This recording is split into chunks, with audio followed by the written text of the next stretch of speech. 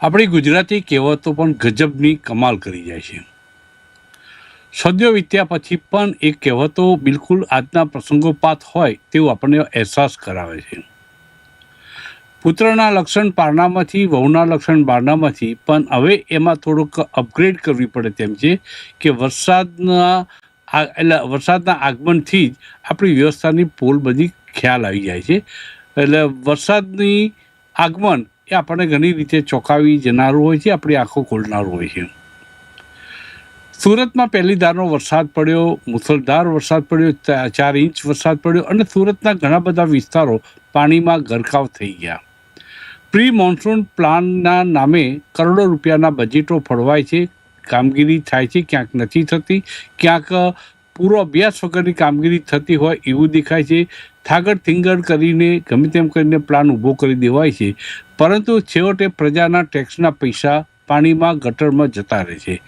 પ્રજા જે ટેક્સના પૈસા આપે છે તેને એનો અધિકાર છે કે આવું કેમ થાય છે, સિદ્ધિને થાય છે, કોણ જવાબદાર છે, આ પ્રશ્ન જ્યારે પૂછવામાં આવે ત્યારે તેની સામે તંત્ર બાયો ચડાવીને તેની પાછળ પડી જતું હોય છે. ચર્ચા આજે પાવર પ્લે કાર્યક્રમમાં રાખવામાં આવી છે. નમસ્તે અને VLI ન્યૂઝ ચેનલમાં આપનું સ્વાગત છે. કાર્યક્રમમાં આપણી સાથે ભાગ લઈ રહ્યા છે ગુજરાત હાઈકોર્ટના એડવોકેટ, ધારાશાસ્ત્રી અને ભારતીય જનતા પાર્ટીના પ્રવક્તા સાવનભાઈ પંડ્યા આપણી સાથે ઉપસ્થિત થયા છે. કોંગ્રેસ પક્ષના પ્રવક્તા અસલમભાઈ સાયકલવાળા પણ આપણી સાથે જોડાયા છે અને ધર્મેશભાઈ ગામી જેઓ સમીક્ષક તરીકે એનાલિસિસ કરે છે અનેક ઘટનાઓનું, તેઓ પણ આજે આપણી સાથે જોડાય છે. સૌથી પહેલાં ધર્મેશભાઈ પાસે હું આવીશ. ધર્મેશભાઈ ગામી આપણને જણાવશે કે સુરતના બદહાલ માટે હકીકતમાં કોણ જવાબદાર છે. તક્ષશિલા કાંડ થયો અને અચાનક આ માસૂમ વિદ્યાર્થીઓ મોતને આગ ભડકી જાય. સુરતમાં વરસાદ પડે, પ્રજા બેહાલ બની જાય. આ બધા માટે જવાબદાર કોણ?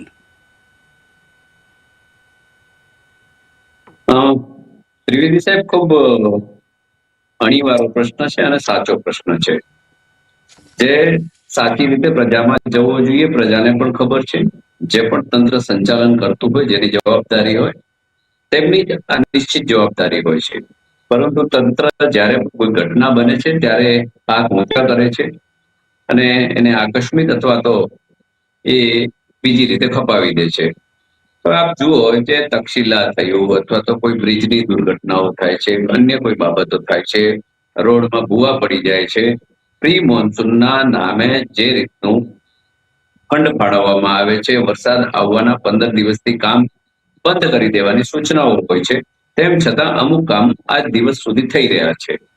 એટલે હવે આના માટે જવાબદાર તો તંત્ર જ છે. જે કઈ સત્તા પક્ષ ચૂંટાયેલા હોય એના અંડરમાં તમામ ધર્મેશભાઈ, મારો સવાલ એ છે કે તંત્ર જવાબદાર છે, પ્રજા જવાબદારીમાંથી છટકી શકે? પ્રજા જવાબ માગતી નથી, પ્રજા આ બધું સહન કરી લે છે, તો પ્રજા એટલા અંશે જવાબદાર નથી. પ્રજા જવાબ માંગે છે ત્યારે પ્રજાના કાન મરડવામાં આવે છે અથવા તો જે અવાજ ઉપાડે છે એની પાછળ પડી જાય છે. એવા દાખલા અનેક ગણા સુરતની અંદર કે ગુજરાતમાં દેખાઈ રહ્યા છે. આજ ખેડૂતો પણ આંદોલનમાં બેઠા છે 12 દિવસ પછી, ને હવે સરકારે વિચારવું પડે છે. આવા કેટલાય આંદોલનો થયા છે, વિદ્યાર્થીઓના પેપર લીક ના વાત હોય કે કોઈ પણ, જ્યારે જે પણ પ્રજા અવાજ ઉપાડે છે એના જે લીડરો હોય છે એમની પાછળ આ તંત્ર પડી જાય છે. એટલે પ્રજા આના માટે જવાબદાર કઈ રીતના ઠેરવી શકાય? પ્રજા તો એનો પ્રશ્ન ઉપાડતી જ હોય છે, એ એનો અવાજ ઉપાડતી હોય છે. એટલે જે તંત્ર છે, હાલ જે વન સાઇડ સત્તા ચાલી રહી છે, એ સત્તાના મદમાં એટલા બધા ઘમંડી અને ચૂર થઈ ગયા છે કે આ પ્રજાને ગાજર મૂળા સમજે છે. હમણાંની જે સત્તા છે એ સત્તા સાચું સાંભળવાના અધિકાર રાખતી નથી અને એમને કોઈ સાચું બોલે તો એમની પાછળ પડી જાય છે. એ સ્વાભાવિક છે. ધર્મેશભાઈ, આ આખા પ્રકરણને, આ આખી ચર્ચાને આપણે રાજકીય પોલિટિકલ એંગલ આપવાના બદલે આપણે એનો તોડ શોધવાનો પ્રયત્ન કરવો જોઈએ એમ હું માનું છું. જેમ કે અધિકારીઓ પોતે જે જવાબદાર છે, જે લાયેબલ છે, અધિકારીઓ જવાબદારીમાંથી છટકી ના જઈ શકે એ માટે કોઈ ચોક્કસ માળખું તૈયાર કરવું જોઈએ કે આ અધિકારીએ જવાબ આપવો પડે, નહીં તો એની એક ઇન્ક્રીમેન્ટ રોકી દેવામાં આવે, 4 ઇન્ક્રીમેન્ટ રોકી દેવામાં આવે, જેને રોડ બનાવ્યા છે એ કોન્ટ્રાક્ટરને બ્લેકલિસ્ટ કરવામાં આવે, જે જરૂર પડે એને જેલ ભેગો કરવામાં આવે. આવી અધિકારીઓ ઉપરની જવાબદારી પણ એક ફિક્સ કરવી જોઈએ કે નહીં? બિલકુલ ફિક્સ કરવી જોઈએ, ફિક્સ જવાબદારીઓ છે, પરંતુ એના પર અમલીકરણ કરાવે કોણ? પોલિટિકલ પાવરના જે કઈ ઉપરના લોકો હોય એ લોકોનું કામ છે. અધિકારીઓ પનિશમેન્ટ આપે. આપ જુઓ કે જે રીતનું નાસીનગરની ઘટના છે, હજી સુધી સમિતિ બની છે, હજી સુધી શું એમાં થયું? કઈ નથી થયું. મારો કહેવાનો મતલબ એ છે કે માનસૂન બાબતની જે વાતો છે, જે ભુવાઓ પડી જાય છે, રોડ બેસી જાય છે, પાર્ટી ફંડના નામે પૈસા લઈને કોન્ટ્રાક્ટો આપવામાં આવે અને એ કોન્ટ્રાક્ટોમાં ક્યાંક ને ક્યાંક થોડી ઘણી ગોબાચારી થાય અને જ્યારે પ્રજા અવાજ ઉપાડે ત્યારે એનું કોઈ સાંભળવામાં આવતું નથી. એટલે પરિસ્થિતિ આ છે કે વન સાઇડ સત્તાના કારણે જે અધિકારીઓએ કામ જે રીતના સચોટતાથી કરવું જોઈએ એ પણ નથી કરતા. આપ જુઓ જે રીતના ભ્રષ્ટાચારની બૂમો વારંવાર આપણે બધા સાંભળીએ છીએ, પરંતુ કયા પગલા લેવાય છે? એટલે અધિકારીઓની સત્તાઓ તો હોય છે, પણ ક્યાંક ને ક્યાંક હું માનું છું કે એમને પોલિટિકલ લોકો જે પણ હોય એ સાવરતા હોય છે ને, જેના કારણે પગલા નથી લેવાતા. જન અધિકાર અને આ ઓન પેપર આ નિયમો ફિક્સ થાય કે અધિકારી જો આવું થાય તો આ અધિકારીની જવાબદારી છે, છટકી નહીં જઈ શકે, એની સામે કાર્યવાહી થઈ શકે. એટલે નાગરિક અધિકાર પત્ર જેવું જે અગાઉ કેશુભાઈ પટેલના સમયમાં પણ હતું, એ પછી પણ વર્ષો સુધી અમલીકરણમાં આવ્યું, પરંતુ નાગરિક અધિકાર પત્ર અત્યારે માળીએ ચડાવી દેવામાં આવ્યું છે. ક્યાં કયા માળિયામાં મૂકી દેવામાં આવી છે ખબર નથી પડતી, પરંતુ બહુ સ્પષ્ટ હતું કે દરેકની જવાબદારી ફિક્સ કરવામાં આવી હતી. સાવણભાઈ એડવોકેટ પણ છે, પ્રવક્તા પણ છે, અને એ આ અંગે આપણને સાચી વાત જણાવશે કે આવી પ્રકારની જો ડિઝાસ્ટર થાય ત્યારે કોઈની જવાબદારી ફિક્સ કરવી અઘરી બની શકે છે. પણ આ માનવ જાત સર્જિત આફત આવે કે જેમાં એમની જવાબદારી હતી, કરી શકે એમ હતા, કરી શકી નથી. 10%, 20%, 30% કમિશનમાં એ લોકો પડ્યા હતા, કોઈકના પ્રેશરમાં આવીને કરી છે. માટે પ્રજા હાલાકી ભોગવે તો એનું નિરાકરણ સાવનભાઈ તમારી દ્રષ્ટિએ કયું હોઈ શકે? જી, સર્વપ્રથમ તો આજે જે આપણે વરસાદની વાત અત્યારે જે ડિબેટમાં ચર્ચાનો વિષય છે, તો આપણે જોયું કે અતિ ભારે જે વરસાદ છે એ વરસાદ અમુક સમય થોડા સમયની અંદર એક જ જગ્યાએ વરસાદ પડે અને સ્વાભાવિક રીતે એની જે ક્ષમતા હોય ક્ષમતા કરતા એ ખૂબ વધારે પાણી એક ટૂંક સમયની અંદર એક જગ્યાએ ભેગું થાય ત્યારે અમુક નીચાણવાળા વિસ્તારમાં અમુક જગ્યાએ પાવર જે વોટર લોજિંગ હોય છે એની સમસ્યા ઊભી થતી હોય છે. પણ સાથે સાથે આપણે એ પણ જોતા હોઈએ છીએ કે જે ડ્રેનેજ સિસ્ટમ અને જેનું જે કાર્ય હોય છે એ કાર્યના લીધે જેની જે સિસ્ટમ હોય છે એક્ટિવેટ, એ સિસ્ટમના લીધે પાણી ત્યાંથી જતું પણ રહેતું હોય છે. જે નોર્મલ વરસાદ હોય છે, રેગ્યુલર વરસાદ, એ સમયનું જે ક્ષમતા હોય છે એ અને આવા જે ભારે વરસાદ અમુક ચોક્કસ સમયની અંદર પડતો હોય છે એ, એટલે આ બેનો જે તફાવત છે એ બેની વચ્ચે આ સમસ્યાનું આપણે અત્યારે જે ચર્ચા કરી રહ્યા છે તે છે.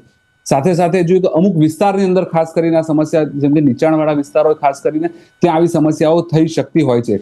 પરંતુ આપણે જોયું તેમ જે કોર્પોરેશનના જે કાર્યો હોય છે એના અધિકારી સ્ટેન્ડ બાય મોડ ઉપર હોય છે, જે કર્મચારી હોય છે એ પણ પાણીની અંદર આપણે જોતા હોય સ્ટેન્ડ બાય મોડ ઉપર છે. જે જગ્યાએ વોટર લોજિંગ થતું હોય છે ત્યાંથી પાણીનો નિકાલ તાત્કાલિક કરવામાં આવે, ત્યાં પમ્પિંગ મૂકવાની વ્યવસ્થા પણ કરવામાં આવતી હોય છે, જેથી કરીને જે સામાન્ય જનતા છે એને ઓછામાં ઓછી કોઈ અગવડતા પડે. હું આગળ વાત કરું છું. હા જી સાવનભાઈ, આટલી હળવાશથી આ વાત ના લેતા. મારી આપણે હળવાશથી પ્રજા હાલાકી ભોગવી રહી છે એ સંજોગોમાં તમે જે હળવાશથી વાત કરી રહ્યા છો અને કેવા પ્રશ્નો આવે છે, એક સાથે એક જ વિસ્તારમાં વરસાદ પડી જાય. 4 ઇંચ વરસાદ તો સામાન્ય કહેવાય. અમદાવાદમાં 14 ઇંચ વરસાદ અમદાવાદે જોયો છે. એટલે 4 ઇંચ વરસાદ, જો 10 ઇંચ વરસાદ પડે તો હું આ પ્રશ્ન અત્યારે ડિબેટમાં પણ ના લઉં. 4 ઇંચ વરસાદ 4 મહિના પહેલાં 3 કરોડ રૂપિયા, 3 મહિના પહેલાં 3 કરોડ રૂપિયાના ખર્ચે જે રોડ બન્યો તો બેસી ગયો. ભૂવા પડી જાય, પાણીના નિકાલની વાત નથી, ભૂવો પડી જાય એ નવા જ રોડ ઉપર બનેલા રોડ ઉપર, અને છતાં પણ આપણે એનો બચાવ કર.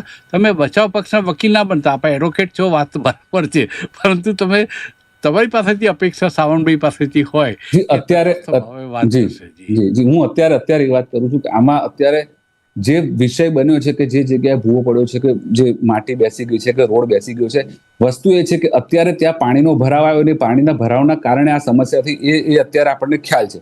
હવે વાત એ છે કે જ્યાં સુધી એનું ટેકનિકલ એનાલિસિસ, બેઝિકલ ટેકનિકલ એનાલિસિસ પણ આપણી પાસે પ્રાથમિક પણ ના આવે ત્યાં સુધી સીધું જ આપણે એકાઉન્ટેબિલિટી કોઈ ઉપર નાખી દેવી એ પણ યોગ્ય નથી. એટલે એક ઘણીવાર એવું થાય છે કે ઓકે સાવનભાઈ, અત્યાર સુધીમાં કયા કેસમાં એકાઉન્ટેબિલિટી નક્કી કરી અને તમે સજા કરી? લોકો ભૂલી જાય છે, તમે ભૂલી જાઓ છો અને કોઈની સામે એક્શન લેવાતા નથી.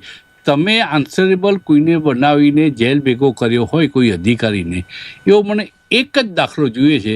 1995 ભારતીય જનતા પાર્ટીનું શાસન છે. અત્યાર સુધીમાં એક દાખલો મને બતાવો. ધરતીકંપ થયો ત્યારે પણ બિલ્ડરો અંદર જેલમાં જતા રહેશે, ગયા થોડા ઘણા બહાર આવી ગયા. કોઈને જન્મટીપની સજા કે કોઈને શાશ્વતની સજા નથી થઈ. એટલે અધિકારીઓ છટકી જાય છે. બદનામ જે મત લેવા જતા હોય છે પોલિટિકલ પાર્ટીઓ, ભાજપ હોય, કોંગ્રેસ હોય, તેમના માટે લોકો આંગળી ચીંધે છે તેમની સામે, પણ અધિકારીઓને કોઈ વાળ વાંખો કરી શકતો નથી. મુદ્દો મારો આ છે. જે હું ચોક્કસ કહીશ કે જ્યારે કાયદાથી વિપરીત કોઈ કામ થાય, મેં પ્રાથમિક કીધું કે જ્યારે એનાલિસિસ, સપોઝ પ્રાથમિક તારણ એનું આવે છે, ટેકનિકલ વસ્તુ છે, પ્રાથમિક તારણ આવે છે, જો કોઈ જગ્યાએ ક્ષતિ ખરેખર હોય છે, કોઈ એવી બેદરકારી છે, તો એના આધાર પર એના જે એના જે રૂલ્સ હશે, રેગ્યુલેશન હશે, એના જે નિયમ હશે, એના આધારે જે કાર્યવાહી કરવાની હોય કાર્યવાહી થતી જ હોય છે. પછી એની અંદર જો એની કેટલા પ્રકારની નેગ્લિજન્સ છે કે શું છે, કે કયા પ્રકારની કાર્યવાહી છે, એ તો જ્યારે કેસ આવે, કેસના આધાર પર એનું સ્ટડી કરી એની સામે જે નિયમ ભંગના જે પણ કાયદાકીય પગલાં લેવાના હશે, કાયદાકીય પગલાં લેવાતા જ હોય છે. અને ત્યારબાદ એનું જ્યુડિશિયલ જે કામ હોય છે, કોર્ટની અંદર માનો કે કામ જતું હોય છે, તો એ કાયદો કાયદાની રીતે જ કામ કરતો હોય છે. કાયદાથી ઉપર કોઈ હોતું નથી ક્યારે. સાવનભાઈ, નિયમો મુજબ પગલાં લેવામાં આવશે. રૂલ્સ એન્ડ રેગ્યુલેશનની વાત કરી.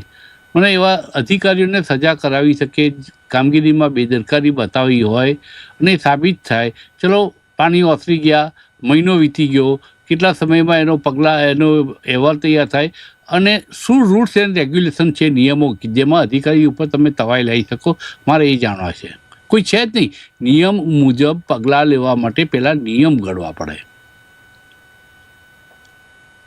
જીત, આપણે વાત કરીએ છીએ એની અંદરથી કોઈ ઇલીગલ નિયમ બતાવો કે બેદરકારી. હું તમને એ જ કહું છું કે એની સામે સપોઝ કોઈ જગ્યાએ ટેન્ડરની અંદર કોઈ પ્રક્રિયાની અંદર કોઈ તકલીફ થઈ છે, કોઈ જગ્યાએ કાર્ય જે કર્યું છે, જે કામ કર્યું છે, કન્સ્ટ્રક્શનનું કામ કર્યું છે, જે છે એમાંથી, તો એની અંદરના જે કોન્ટ્રાક્ટ થયેલા હશે એની અંદર આ બધા જ એના ઉલ્લેખ હોય કે એની સામે કયા કયા પગલાં લેવાઈ શકે. જ્યારે એગ્રીમેન્ટ થતા હોય છે ત્યારે પણ થતા હોય છે, ત્યારે એની સાથે એને કામ સોંપવામાં આવતું હોય છે, ત્યારે કામ સોંપવાની અમુક શરતો જે નક્કી થતી હોય છે, એ શરતોના આધીન પણ આ કામ થતું હોય છે. અને પછી જ્યારે માનો કે એનાથી આગળ જ્યારે વધતું હોય છે ને, એવા કોઈ પ્રકારની બેદરકારી કે એવા કોઈ કિસ્સા હોય તો એ પ્રકારના પણ કાર્ય જે પછી જનરલ લોના આધારે પણ એની સામે કોઈ કાર્યવાહી કરવાની થતી હોય છે, એ પ્રમાણે કામ થતા હોય છે. કેવા પ્રકારની કાર્યવાહી એ હજુ મને જવાબ નથી મળ્યો. કોઈ નિવૃત્ત જજના વડપણ હેઠળ આ પ્રકારની ઘટનાઓ બને ત્યારે ઇન્કવાયરી નિમાવી જોઈએ. કે આમ તો નિવૃત્ત જજ હોય એ ક્યાંક ને ક્યાંક ઢળેલા હોય છે, કોઈને કોઈ પાર્ટીને વિચારધારા સાથે ઢળેલા હોય છે. એટલે એમાં પણ શંકા જાય છે કે નિવૃત્ત જજ તમને ન્યાય અપાવી શકે. સવાલ એ છે કે પગલાં લેવાતા નથી. આજની સુધી પગલાં લેવાયા હોય, કોઈ અધિકારી જેલમાં ગયો હોય, સાવનભાઈ, ન તો તમને યાદ છે, ન મને યાદ છે. હું અસલમ સાયકલવાળા પાસે આવીશ. અસલમભાઈ, સુરતની સ્થિતિ શું છે અને અત્યારે જે બદતર સ્થિતિ થઈ છે એના માટે જવાબદારી તમે કોના માથે નાખો છો? પાલિકાનો જે ક્ષેત્રફળ છે 465 ચોરસ કિલોમીટરનો છે. 11,000 રૂપિયા કરોડનું બજેટ, અને એને મેટ્રો સિટી કે વિકાસશીલ સુરત, ગતિશીલ સુરત, સુંદર સુરત, બધી સારા શબ્દો, અલંકારી શબ્દો બધા ભાજપ વાળા બહુ સારી રીતે બોલી શકે.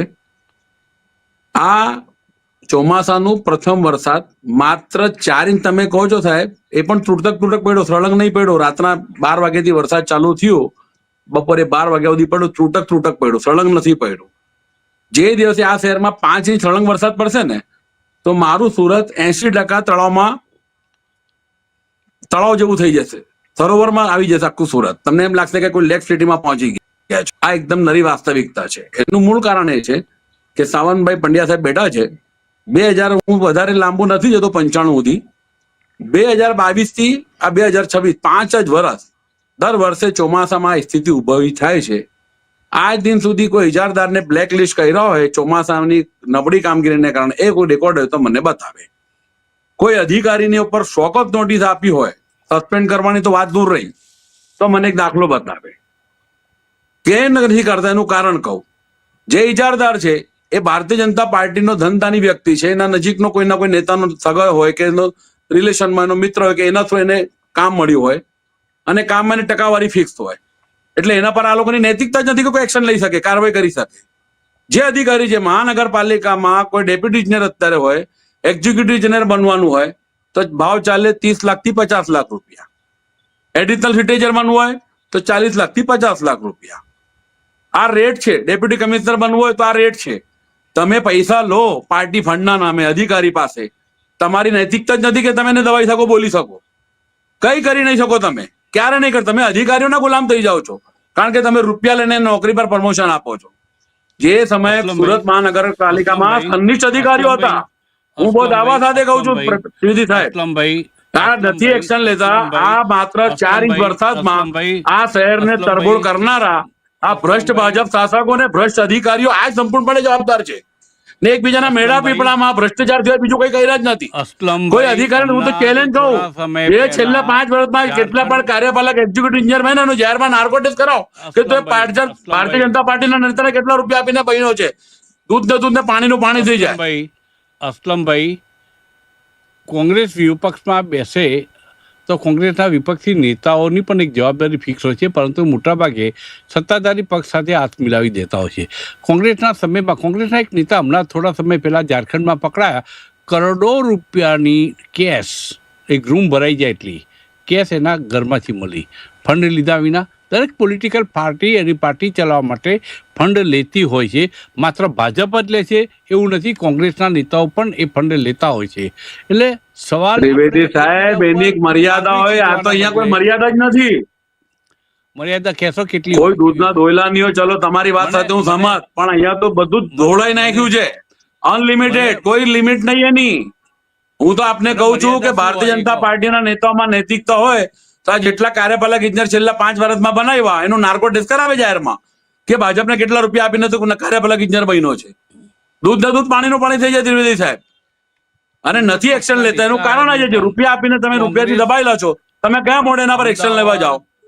અમદાવાદ, વડોદરા, સુરત કે રાજકોટ કોંગ્રેસ પક્ષના નેતાના પણ નાર્કો ટેક્સ કરી તો ઘણી બધી ચોંકાવનારી વિગતો આવે કે કરાવવું જ જોઈએ સાહેબ. હું તો એમ કહું છું, આપણે એ બધામાં પડીશું. મૂળ મુદ્દો અત્યારે એવો છે કે નથી. જો હું એટલા માટે મારે કેવું પડે કે આ સુરત માટે પ્રથમવાર નથી, છેલ્લા 5 વર્ષનો જ હું તો કહું છું કે 2022ના વરસાદથી લઈને અત્યાર સુધી દર ચોમાસામાં સ્થિતિ ઉદ્ભવી છે શહેરમાં.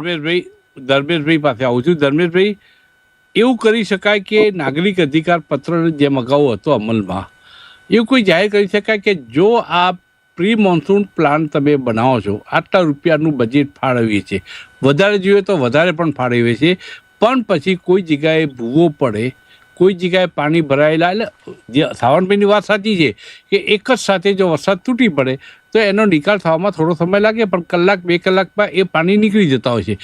પણ જો એમાં કસર થાય, પ્રજાને હાલાકી પડે, તો આના માટે આટલા રૂપિયાની, આટલા દંડની જોગવાઈ અથવા તો એમનું ઇન્ક્રીમેન્ટ રોકવામાં આવે, એવું ઓન પેપર એક સજાની જોગવાઈ જાહેર કરવામાં આવે તો કદાચ હું માનું છું કે તંત્ર સુધરી જાય અને તંત્ર વ્યવસ્થિત કામ કરતું થઈ જાય. આન્સરેબલ કોઈને બનાવવામાં નથી આવતા. આન્સરેબલ બનાવવાની જરૂર તમને લાગે છે ખરી? બનાવવું જોઈએ, પણ બનાવશે કોણ? આ તો કમિશનર ખાલી આદેશ આપી દે કે ભાઈ આવા કોઈ ભૂવા પડશે કે રોડ નબળો હશે તો તમને દંડ મારવામાં આવશે. હવે એનાથી શું થવાનું છે? કશું જ નથી થવાનું. જેમ હું કહું કે સત્તા પક્ષના લોકો કોઈ પણ કોન્ટ્રાક્ટરને જયારે પણ કોન્ટ્રાક્ટ આપતા હોય છે ત્યારે એમાંથી પાર્ટી ફંડના નામે પૈસા લઈ લેતા હોય. પૈસા લઈ લેતા હોય તો કયા અધિકારીની તેવડ છે કે કોઈના ઉપર કોઈ પગલા લઈ શકે, કે કઈ પબ્લિકની એવી તેવડ છે કે બોલી શકે? જ્યાં પણ કામ ચાલતું હોય ત્યાં તમે એનો વિરોધ કરો એટલે સીધો ઉપરથી ફોન આવી જાય. પાર્ટીના કોઈ કાર્યકર્તા હોય તો એમને ચૂપ રહેવાની બાબતો હોય, કોઈને જાહેરમાં અવાજ ઉપાડવાની પણ છૂટ નથી હાલની પરિસ્થિતિમાં. એટલે આ તો જાગૃત કોઈ નાગરિકો હોય એ બોલી શકતા હોય છે અને સાચી બાબતો રજૂ કરતા હોય છે, પરંતુ જેમ વન સાઇડ સત્તા હોય અને એ સત્તાના કારણે એ લોકોને કશું આ પબ્લિકની પડી નથી, એમની સિસ્ટમમાં આવતી વસ્તુનો ઉપયોગ કરે છે. એટલે આપ જે કહેવા માંગો છો કે ભાઈ આવા પત્ર જાહેર કરે, તો એ જાહેર કરવાની નીતિ હાલ છે નહીં અને આવું કઈ જાહેર થવાનું નથી. આપ જુઓ કે ચૂંટણીનું જે રિઝલ્ટ આવ્યું એને 1 મહિનો થઈ ગયો, હજી આજે બધી સમિતિના ચેરમેનોની નિમણૂક આજે કરી છે 1 મહિના પછી. તો એ અઠવાડિયામાં કરી દેતા હોય તો એ કામ રેગ્યુલર ચાલે. એના પર કોઈ ક્રોસ વેરિફિકેશન કરવાનું હોય તો કરે, જ્યાં પણ કામ ચાલતું હોય. પરંતુ આવું કઈ છે જ નહીં. જે પણ કામ આપવામાં આવે એને અગાઉ પાસ થઈ જાય અને એ ટેન્ડરો પાસ થઈ જાય. એટલે ક્યાંક ને ક્યાંક આ મીણા પીપળાની અંદર જે બધી વસ્તુઓ ચાલે છે એના કારણે આ ગુણવત્તા નબળી હોય છે. બાકી તો આટલો મોટો રોડ બનાવ્યો 3 કરોડનો, તો એને પહેલેથી જ ટેસ્ટિંગ કરવું જોઈએ. તો ટેસ્ટિંગ કરવા વાળા ક્યાં ગયા? એના માટે હું માનું છું કે એન્જિનિયર જવાબદાર છે. એન્જિનિયરને તમે ડિસમિસ કરો તો કોઈ પણ બીજી વાર આવું નબળું કામ નહીં કરે. પરંતુ કરશે કોણ? પહેલેથી જ બધું લેવાઈ ગયું હોય તો આવું બધું કોણ કરે? ડિંડોલીમાં 15 દિવસ પહેલા પણ ભૂવો પડી ગયેલો. હજી વરસાદ 5-7 કલાકની અંદર 3-4 ઇંચ વરસાદ પડે તો આ તો દક્ષિણ ગુજરાત છે, વરસાદનું ઘર છે. અહીંયા તો વર્ષોથી આટલો વરસાદ પડે છે. એટલે આ કઈ વધારે વરસાદ પણ નથી. આ નાનું જે જૂનું શહેર હતું એમાં જે નાની પાઇપલાઇનો હતી એ ચેન્જ કરી નાખી છે. પરંતુ જે નવા જે રોડો બન્યા છે, વિકાસ થઈ રહ્યો છે, ત્યાં કને જે વિકાસ થઈ રહ્યો છે ખોખલો છે, નબળો છે, નબળી ગુણવત્તા છે. એટલે આ ગુણવત્તા ચેક કરનાર વ્યક્તિઓ પણ એ ચેક કરે પણ. પરિસ્થિતિ આ છે. એટલે એને જવાબદાર કોઈને ઠેરવવામાં આવતા નથી. ને આપે જેમ કીધું એમ કે કોઈને હજી તો સસ્પેન્ડ નથી કર્યા, કોઈને સજા થઈ નથી. 10 વર્ષમાં મેં નથી જોયું કે કોઈને સજા મળી હોય. આ તો જેનું ટેન્ડર હોય એનાથી કઈ ભૂલ થઈ ગઈ તો પાછું એને રિટેન્ડરિંગ મળી જ જાય છે. એટલે પરિસ્થિતિ આ છે કે પ્રજાના અવાજની કોઈ ચિંતા નથી. પ્રજાએ વિરોધ કરવો હોય તો કરે. આ પરિસ્થિતિ હાલની તારીખમાં છે. સાવનભાઈ પાસે આવી. સાવનભાઈ, કોઈને કોઈનો ડર નથી રહ્યો. સજા થવાની નથી. કમિશનનો લેવાય છે, પાર્ટી ફંડ લેવાય છે અને માટે આપણું કોઈ કશું બગાડી શકતું નથી. આ વાત તો સાર અત્યાર સુધીમાં આવ્યો. એટલે મેળાપીપણું આમાં આવે છે. અધિકારીઓ બેફામ બની રહ્યા છે, અથવા તો ઉડાવ બની ગયા છે, અથવા તો તેઓ પણ પોતાની યથાશક્તિ ગંગામાં હાથ ધોવાની કોશિશ કરે છે. આ બધાના કારણે પ્રજાને હાલાકી ભોગવવી પડે છે. એ સૂર ઉઠ્યો છે. આ બાબતમાં આપ શું કહેશો? પદ્મકાંતભાઈ, આપણે જોઈશું કે માત્ર સુરત નહીં, બીજા અન્ય શહેરો જોઈ લો, આખું ગુજરાત જોઈ લો, દરેક જગ્યાએ કામ ચાલે છે. દરેક જગ્યાએ અધિકારીઓ ઉપર જે એના ઉપરી અધિકારી હોય છે એનું મોનિટરિંગ હોય છે. એવું કોઈ જગ્યાએ આપ જે કહી રહ્યા છો કદાચ એવું કોઈ જગ્યાએ એવું નથી કે ક્યાંય કશું થતું નથી કે કોઈની પર કોઈનો કંટ્રોલ નથી. એવું નથી. આખી સિસ્ટમ છે. સિસ્ટમ કામ કરતું હોય છે. દરેક કર્મચારી, ખાસ કરીને જ્યારે પબ્લિક ઓફિસર, ખાસ કરીને જ્યારે પબ્લિક ઓફિસર હોય ને, એ પબ્લિક ઓફિસરના એ પોતાના કોડ ઓફ કન્ડક્ટ હોય, એના રૂલ્સ રેગ્યુલેશન્સ હોય. કમિશન લેવાતું હોય છે, કામ થતું હોય છે. એમ નહીં, કામ તો થાય છે પણ વેઠ ઉતારાય છે. સવાલ એ છે વેઠ ઉતારે તો જ આવું થાય. અત્યારે પણ સુરતની અંદર ચાલુ વરસાદે ડામરનો રોડ બની રહ્યો હતો. આવા બિરબલો બહુ જ છે. અધિકારીઓ બિરબલ કહેવાય એમને, કે જે ડાળ ઉપર બેઠો હોય અને કાલિદાસ પોતાની ડાળ કાપતો હોય. આવું અત્યારે કળિયુગમાં પણ બને છે. રેન્જ આઈજી ઓફિસની બહાર હાજરી તરીકે કામ ચાલુ છે. પણ કામ ચાલુ છે મતલબ સાવનભાઈ, તમે અધિકારીઓનો બચાવ કરશો તો અધિકારીઓને કોઈ ડર રહેવાનો જ નથી. તમારે એમ બોલવું જોઈએ કસૂરવાર નથી. અત્યારે સવાલ આ કોઈ સવાલ ડાયરેક્ટલી બચાવ નથી. મારી આગળ હું વાત એ કરતો હતો કે every public officer is a responsible person. એટલે એની પોતાની જે જવાબદારી છે, એની ડ્યુટી છે, નિભાવતો હોય છે. પણ એની અંદર જ્યારે કોઈ એવા કિસ્સા બહાર આવતા હોય છે ત્યારે કાયદાનું કામ કરતો હોય છે. એટલે આખી બંને વસ્તુ અલગ છે. મારું એવું કહેવું છે. શું કરી શકાય કે પ્રજાની હાલાકીમાં 10% પણ રાહત થાય? જ્યાં કોઈ પણ જેટલા પણ કામ ચાલે છે એ બધા કામને સારી રીતે પૂર્ણ કરવા જોઈએ. પૂર્ણ થઈ રહ્યા છે. કોક જગ્યાએ જે આવી ક્ષતિઓ કે ખામીઓ આવતી હોય છે એ ખામીઓ ન થવી જોઈએ. એની પણ એસેસમેન્ટ અને મોનિટરિંગ થવું જોઈએ અને સારી રીતે કામ કરવા જોઈએ. અને કામ કરી રહ્યા છે અને આપણે જોઈ રહ્યા છીએ. ગયા વર્ષે પણ આનાથી બદતર સ્થિતિ હતી. હજુ તો પહેલો વરસાદ પડ્યો છે. ગયા વર્ષે આખા ચોમાસા દરમિયાન સુરતની આ સ્થિતિ હતી. કેટલા સામે એક્શન લેવાયા? પૂર આવ્યું હતું. 4 વર્ષથી પૂર આવે છે. કોઈ નોટિસ આપી હોય એવો દાખલો બતાવો. કયા પ્રકારની સાવનભાઈ, પોલિટિકલ પાર્ટીઓને 5 વર્ષે પ્રજા પાસે મત લેવા જવાનો હોય છે. એટલે સોફ્ટ ટાર્ગેટ પોલિટિકલ પાર્ટીઓ બને છે. હું એમ નથી કહેતો કે ભાજપ જવાબદાર છે, કોંગ્રેસ જવાબદાર છે. સવાલ એ છે કે અધિકારીઓ સામે કડકાઈથી, સખ્તાઈથી પગલાં લેવાની જરૂર છે. કોઈ પણ સત્તાધારી પાર્ટી હોય અને એ ના લે તો જ આ અધિકારીઓ આટલા બધા રેડિયાર બની જાય અને આ પ્રકારના કામો થાય.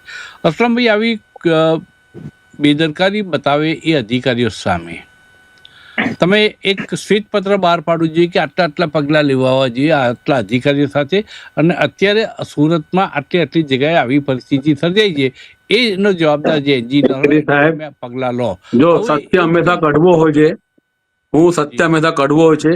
હું સાવંતભાઈને જાહેરમાં પડકાર ફેંકું કે 5 વર્ષમાં 2022 થી 2026 સુધી તો 95 સુધી જતો જ નથી. 5 વર્ષમાં જે સુરતના હાલ ખરાબ થયા છે, ધર્મેશભાઈ એના સાક્ષી છે. તમે કેટલા અધિકારીને સોગોત નોટિસ આપી એ રેકોર્ડ હોય તો મને બતાવે. સસ્પેન્ડ કરવાની કાર્યવાહી કરવાની તો વાત દૂર રહી. કયા ઇજારદારને તમે કોન્ટ્રાક્ટરને બ્લેક લિસ્ટ કર્યા કે એને આર્થિક દંડ કર્યો એક રેકોર્ડ હોય તો બતાવે મને. કોઈ દિવસ કાર્યવાહી થવાની જ નથી, કરી જ નહીં શકે. નૈતિકતા જ નથી તમારી કરવાની. તમે એના એટલા બધા દબાયેલા છો કે તમે કયા મોડે એના પર એક્શન લઈ શકે શાસકો? સાહેબ અમે તો વિપક્ષમાં છીએ, અમારે એના પર એક્શન લેવાના હોય. ધર્મેશભાઈ એક ન્યુટ્રલ માણસ છે, એક્શન લેવા જશે. કોણ લેશે? જે શાસનમાં બેઠું છે એને એક્શન લેવાનું છે. એને મોડું જ નથી કે સામે એને કહી શકે. અસલમભાઈ, પ્રજાને તમારી વાત સમજાતી હોય અને પ્રજાને તમારી વાતમાં વિશ્વાસ હોય તો આટલી કંગાળ સ્થિતિમાં કોંગ્રેસ સુરતમાં ન આવી હોત. સુરત કોર્પોરેશનની સીટો સમય આવશે જયારે પ્રજા જાગૃત બનશે ને તો ત્યારે અમને શું દશા થશે તો આવનારું ભવિષ્ય તમે સાક્ષી રહેશો. ભગવાન તમારી ઉંમર દીર્ઘાયુ કરે ને મારીઓ કરે, જોઈશું આપણે. પ્રજા અત્યારે ઊંઘી રહી છે એમ કેવું છે આપનું? પ્રજા અત્યારે અમારી સુરતની પ્રજાને એવું છે સાહેબ કે અત્યારે વરસાદમાં તકલીફ પડી હોય ને તો દિવાળી આવતા બધું ભૂલી જાય બિચારા. આ એની માનસિકતા છે. પણ જે દિવસે સુરતીઓ નક્કી કરશે કે હવે પરિવર્તન એ જ સંકલ્પ, તે દિવસે સાવંતભાઈઓની આખી પાર્ટી ની શું દશા થવાની છે એ તમે તાજના સાક્ષી બનશો. એના થશે જ. હવે લોકોના ગળા સુધી આવી ગયું છે કે આ લોકો માત્ર વાર્તાઓ કરે છે, વાતો કરે છે. આખા તંત્રને લેસ કરી દીધું સાહેબ. સારા કર્મચારી ત્રિવેદી સાહેબ, સુરત મહાનગરપાલિકાના જે સારા સન્નિષ્ઠ કલમ 45 ના અધિકારીઓ હતા એ સામેથી રાજીનામા આપતા થઈ ગયા છે. એક સમય એવો હતો કે મહાનગરપાલિકામાં બીજી મહાનગરપાલિકાનો અધિકારી કે સરકારી અધિકારી નોકરી છોડીને મહાનગરપાલિકામાં નોકરી કરવા તૈયાર થતો હતો. આજે વાસ્તવિકતા એ છે કે સારા કાર્યપાલક ઇજનેર જેની મહેનતથી આવ્યો હોય એ આ શાસકો સાથે કામ નહીં કરી શકે, એની સાથે સંકલન નહીં સાધી શકે. કારણ કે એ અધિકારીને રબર સ્ટેમ્પ બનાવવા જાય, અધિકારી પાસે ખોટું કરાવવા જાય. જે સાચો અધિકારી છે કરશે નહીં, જે ખોટો ભ્રષ્ટાચારી છે કરશે, એમનો વાલો ગણાશે.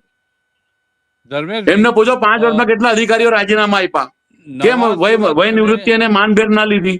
એના પહેલા જ દૂર જતો રહ્યો બિચારો. નવા સુરત એ પણ ક્લાસ 1 અધિકારી. બંનેની અલગ અલગ સમસ્યાઓ છે. જૂના સુરતની એ સ્થિતિ સુધરી છે, યથાવત છે. જૂના સુરતમાં જૂની પાઇપલાઇનો બદલવામાં આવી છે એ વાત આપણે વાત કરી, પણ સ્ટ્રોમ વોટર ડ્રેનેજની પાઇપલાઇનોને એનું કામ કેવું રહ્યું છે, એના કારણે શું તકલીફો થઈ રહી છે?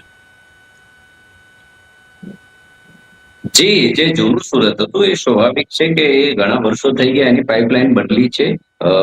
સુરતનું બજેટ પણ ખૂબ સારું છે, પ્રજાનો ટેક્સ પણ સારો છે, પ્રજા ટેક્સ ભરે છે.